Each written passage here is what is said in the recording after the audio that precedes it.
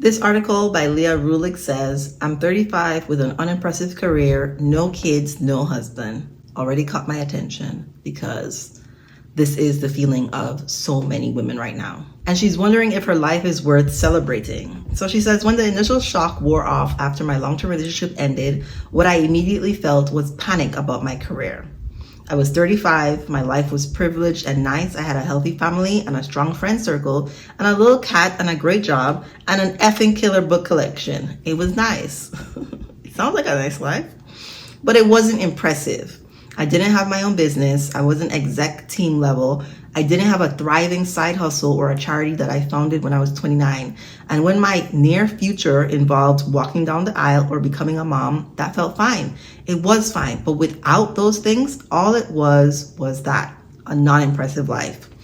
I mean, one of the questions I have is impressive to who? Because when I work with moms who have been stay-at-home moms for decades and have not been in the workforce, and one of the things they often do is compare themselves to career women who forwent motherhood, or even if they were mothers, they were not active parents. It's hard to be, an exec level leadership team, C-suite kind of person. I'm gonna be the CEO and have an active role in your kid's life. It's just comparatively absolutely different.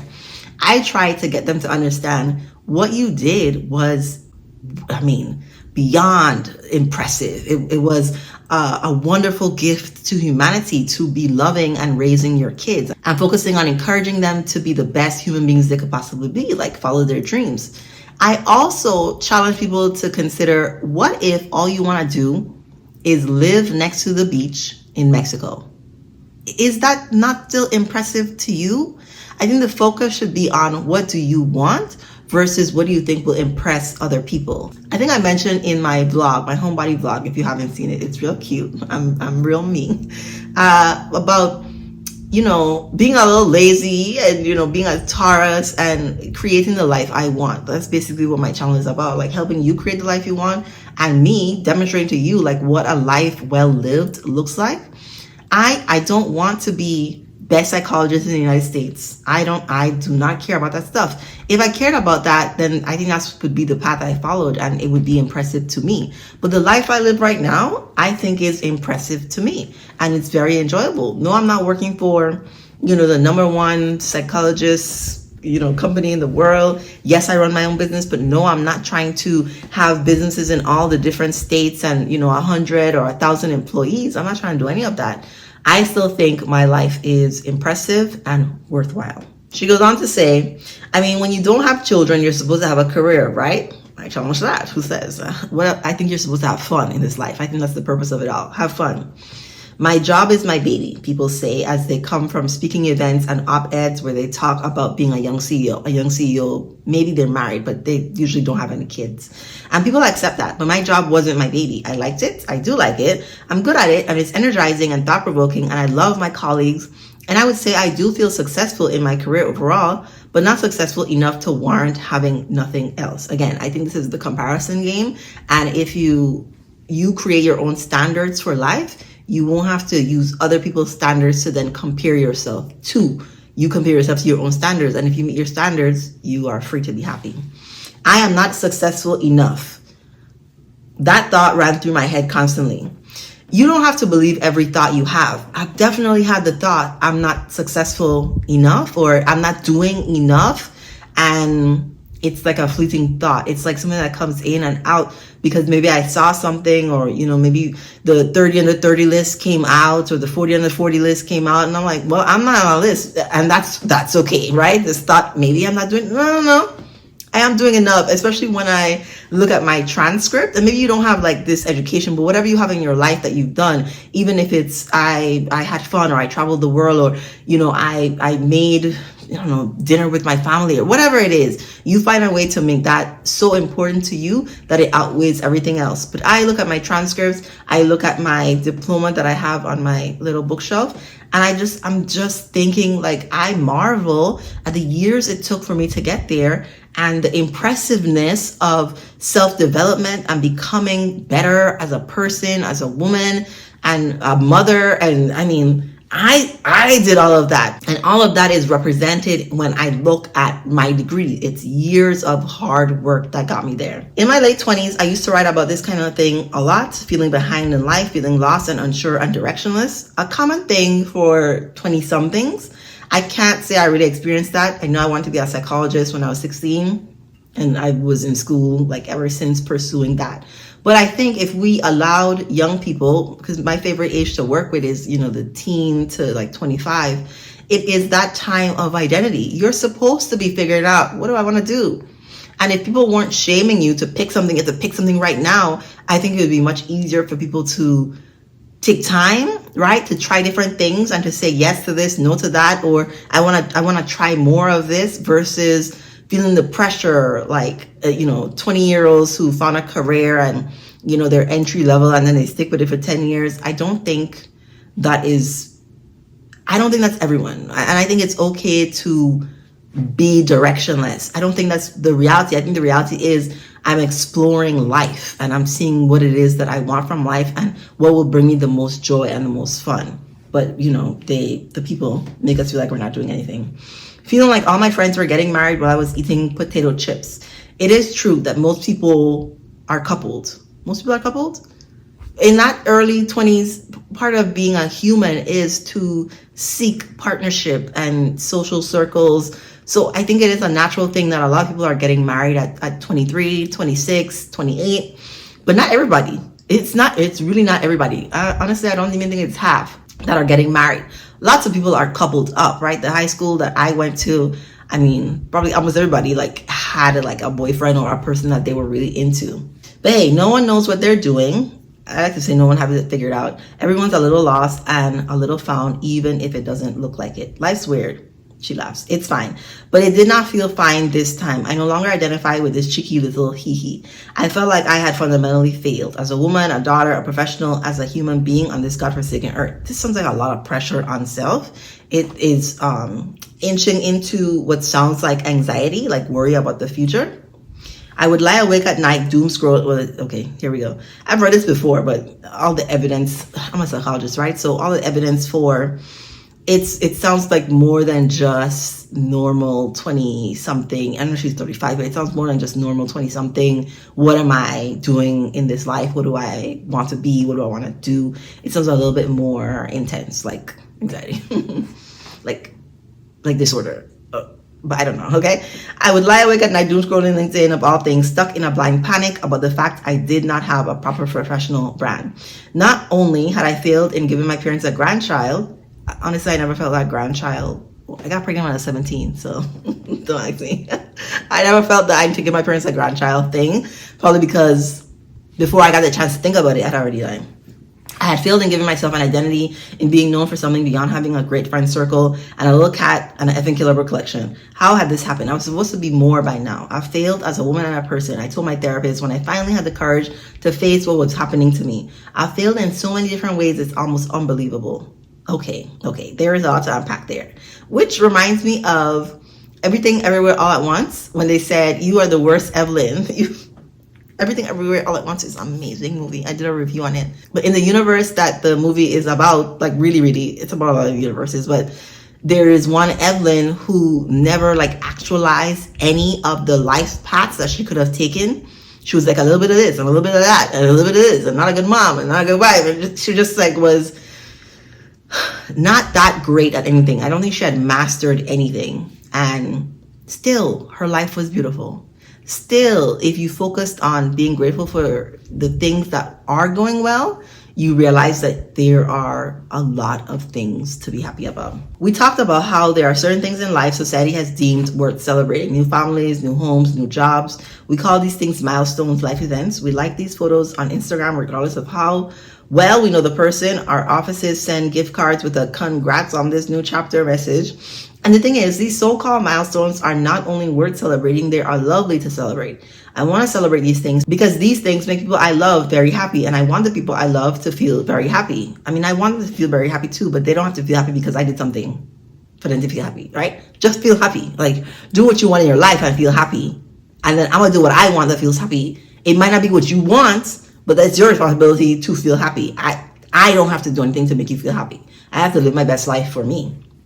But when you don't achieve these milestones society has deemed worthy of celebrating, you feel like your entire life in general is not worth celebrating. I think she should use I, not you, because I don't feel that way. And my challenge to you is to also think about your life in a way that it is worth celebrating. In one of my videos, I don't remember which one, I talked about giving yourself a party instead of a wedding. If you don't have a mate, like, you need to celebrate yourself in a similar equivalent way, even if you don't have a partner. And not only is that feeling sad, it's really embarrassing. I'm embarrassed I don't have children, more of the comparison, a diamond ring. I'm embarrassed I don't have my own business to launch. I'm embarrassed I don't have a societally approved milestone to my name. Disclaimer, this newsletter that I subscribe to, the articles from Salty, are predominantly white LGBT, right? And so I wanted to talk about it still because I feel like this transcends race. Like, I feel like this is a young woman conundrum, right? To feel worthwhile in a world that tells you you should be partnered. But I think a lot of these are very specific. The embarrassed, I think it's very, you tell me if you feel embarrassed that you don't have a child or a husband. I don't think the embarrassment feeling, maybe in Black culture, the feeling is more of shame than embarrassment. Those are different things. They're related, but they're different things. I've not worked with a Black woman that has said she's embarrassed she's single. But this very sounds like a white woman. But we're focusing on key points here, and not the nitty gritty. And the question of whether or not I want all of those things, or whether those things actually make sense for my life, feel hilariously beside the point. But that to me is the point. I think that is exactly the question to go on and on and on and on about. Do I want these things? Do I want these things? Do I want these things? And if the answer is yes, because most people do want these things, and I think that's okay. We're social beings. We're naturally supposed to want to, procreate and couple and find these social circles and, create businesses that are helpful to society and all those things. But if you decide that you want those things, then you have to create a plan of how you're going to go after it, because it's simply too easy to get swept up in what society celebrates us doing and wanting, needing that. But then 3 things happened. 1, I cried in my car. 2, I talked to a bunch of people who have hit these beloved milestones and still feel like shit about themselves. And 3, I responded to something in a Zoom chat. All of these things led to a pretty decent epiphany. I remember when I was turning 30 and I really thought I was going to be married to my ex and working on baby number 2, or I had already had a second child by then. And I had cried the stress of this relationship, ending, and me thinking it was really going to be like, this was my person that I was going to be with. The people who responded to me was very much like, girl, you have so much life to live. Like, you are so young. Like, life is not about this one person or this one age or doing this one thing. It's about what you want it to be. And there's still time for you to create this life that you want. So, I think the 30 somethings, specifically the childbearing years, when you haven't had a child. I do have a child. My son is 17 years old. But when you want these things that are supposed to happen in a certain time frame and then they don't happen, they can be frustrating or disappointing. But thank God there are people older than you who've been through it already and can give you some insight. Her epiphany was, everyone feels like shit about themselves. Again, not true, but if it helps you feel a little bit better, a lot of people, maybe most people, do feel like shit about themselves.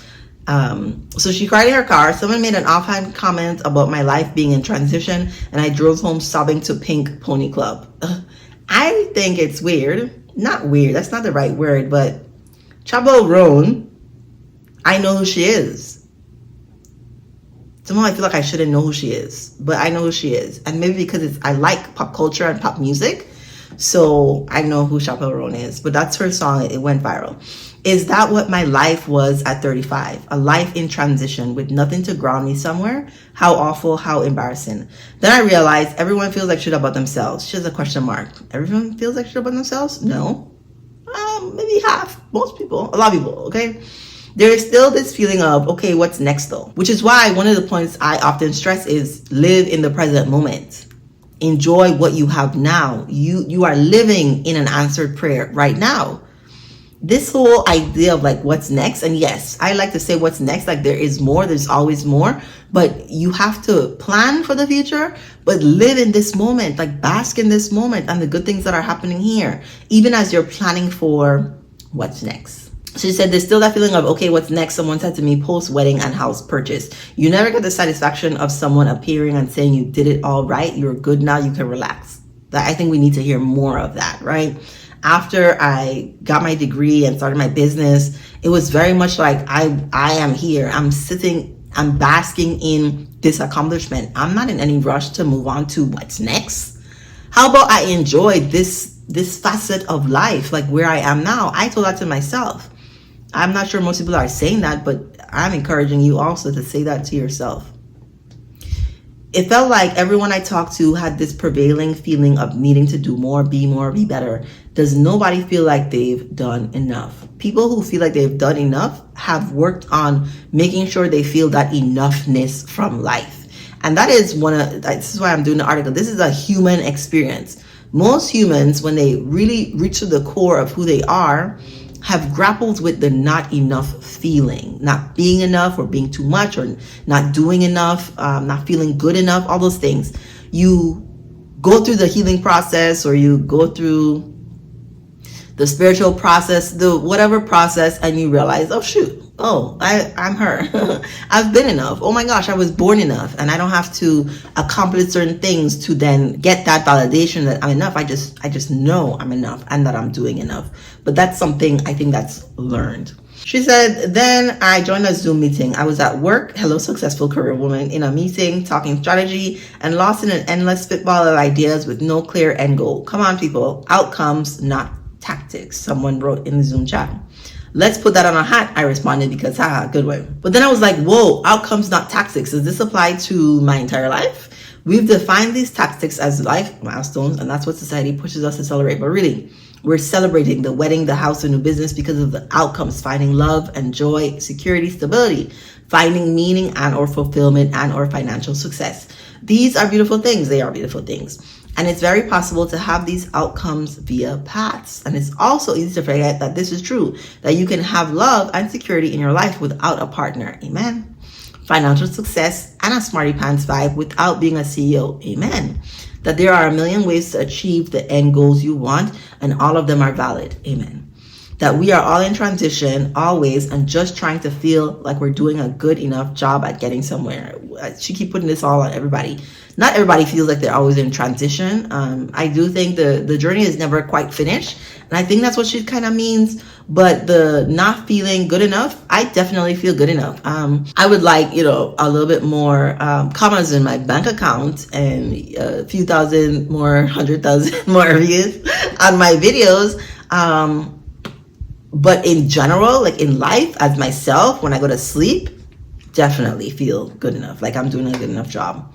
But she says, I still struggle with this. I still don't feel like enough. Well, that's been clear this entire time. I hope you can hear that. And if this like resonates with you and you feel a similar way as her, I think that's one of the first places to address the not feeling enoughness.